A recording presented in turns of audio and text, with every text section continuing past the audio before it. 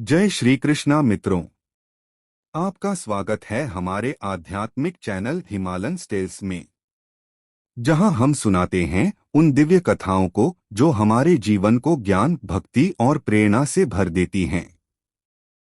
यदि आप धर्म, पुराण और आध्यात्मिकता से प्रेम करते हैं, आज हम लेकर आए हैं पुराणों की अद्भुत कथा, जो दिखाती हैं ईश्वर की लीला असीम और अद्भुत है।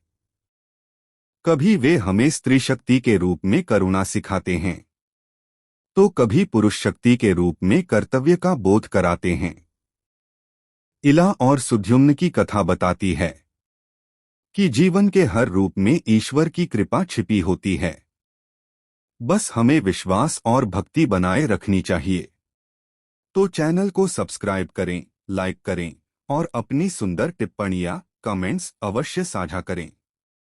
तो आइए सुनिए एक स्त्री से पुरुष बनने की अद्भुत कथा और पुनः एक श्राप के कारण स्त्री बन जाने की रहस्यमय पुराण कथा। वैवस्वत मनु, जो सूर्यदेव के पुत्र थे, एक बार संतान की कामना से यज्ञ कर रहे थे। उन्होंने मित्रवरुण और अग्नि देवता की आराधना की ताकि उन्हें एक योग्य पुत्र प्राप्त हो। लेकिन यज्ञ में पुरोहितों से भूल हो गई। जहां पुत्रेष्टि यज्ञ होना था, वहां स्त्री संतान की कामना वाला मंत्र उच्चारित हो गया। इससे मनु को पुत्री की प्राप्ति हुई, जिसका नाम रखा गया इला। मनु ने जब देखा कि उन्हें पुत्री हुई है, वे उदास हो गए। उन्होंने गुरु वशिष्ठ से उपाय पूछा। गुरु वशिष्ठ ने कहा, हे राजन, आपकी यह पुत्री पुत्र के समान होगी और समय आने पर पुरुष रूप धारण करेगी। और ऐसा ही हुआ। कृपा से देवी इला एक दिन पुरुष रूप में परिवर्तित हो गईं। अब उसका नाम रखा गया सुद्युम्न। वह वीर, बुद्धिमान और पराक्रमी राजा बने। शिवपार्वती का वन और शाप। एक दिन राजा सुद्युम्न अपने मित्रों सहित शिकार पर गए। वे एक दिव्य वन में प्रवेश कर गए, जिसे कहा जाता था शिवपार्वती का आनंद वन, श्री दर्शन वन। यह वन केवल स्त्रियों के लिए था। भगवान शिव जी ने देवी पार्वती के आग्रह पर कहा था, जो भी पुरुष इस वन में प्रवेश करेगा, वह स्त्री बन जाएगा। राजा सुद्युम्न को यह बात ज्ञात नहीं थी, और जैसे ही वे उस वन में पहुंचे, वे और उनके साथ सभी पुरुष स्त्रियों में परिवर्तित हो गए। इला का स्त्री रूप और बुद्ध से मिलन। अब वे पुनः इला कहलाने लगीं। इला अत्यंत रूपवती थीं। एक दिन वे चंद्रदेव के पुत्र बुद्ध से मिलीं। दोनों में प्रेम हुआ और विवाह हो गया। उनके संयोग से एक पुत्र उत्पन्न हुआ, पुरुरवा, जो आगे चलकर चंद्रवंश के प्रथम राजा बने। पुनः पुरुष रूप और अद्भुत वरदान। बुद्ध के वर से और भगवान शिव की कृपा से इला को यह वरदान मिला, तुम महीने में एक बार पुरुष रूप सुद्युम्न और महीने में एक बार स्त्री रूप इला रहोगी।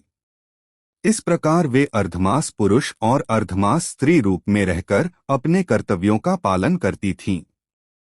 अंततः भगवान शिव की कृपा से उन्होंने पूर्ण रूप से पुरुष रूप में पुनः जीवन बिताया। इस कथा का गूढ़ अर्थ। यह कथा सिर्फ एक शारीरिक परिवर्तन की नहीं, बल्कि जीवात्मा के दो गुणों, पुरुष कर्तृत्व और प्रकृति सौंदर्य करुणा के संतुलन की प्रतीक है। इला वह चेतना है जो परमेश्वर की इच्छा से कभी शक्ति बनती है, कभी शक्ति के साधक बन जाती है। आज भी पुरुष शरीर में ऐसी आत्माएं निवास करती है जो सोच और कर्म से महिला के चरित्र को दर्शाती है। जैसे शांत स्वभाव, सब कुछ स्वयं में समा लेने वाला पुरुष स्त्री की तरह चंचल और बातूनी स्वभाव चुगली और पर निंदा में रत रहता है।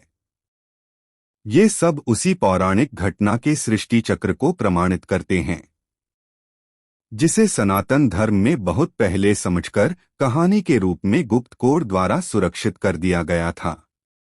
आध्यात्मिक संदेश।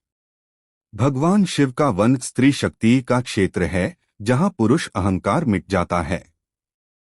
इला का परिवर्तन बताता है कि ईश्वर की लीला से ही जगत में रूप परिवर्तन और संतुलन बना रहता है। पुरुरवा का जन्म चंद्रवंश की दिव्यता की नींव रखता है। इस प्रकार हे राजन, मनु की पुत्री इला, जो कभी सुद्युम्न हुए, उन्होंने पुरुष और स्त्री दोनों स्वरूपों में धर्म पालन कर यह सिखाया। ईश्वर की लीला अकल्पनीय है और प्रत्येक रूप में उनकी कृपा विद्यमान है। ईश्वर के विधान में कोई भी दो एक जैसे नहीं होते। विविधता ही ईश्वर की रचना शक्ति को दर्शाता है। इस जग में दो कंकण भी एक जैसे नहीं है। इसीलिए संसार में हर ओर विविधता है और संसार ये मानने को बाध्य कि ईश्वर की लीला अकल्पनीय है और सब और सब रूपों में उसी की सत्ता विद्यमान है। यदि आपको यह कथा ज्ञानवर्धक और भक्ति से भरपूर लगी हो तो हिमालयन टेल्स चैनल को सब्सक्राइब करें, वीडियो को लाइक करें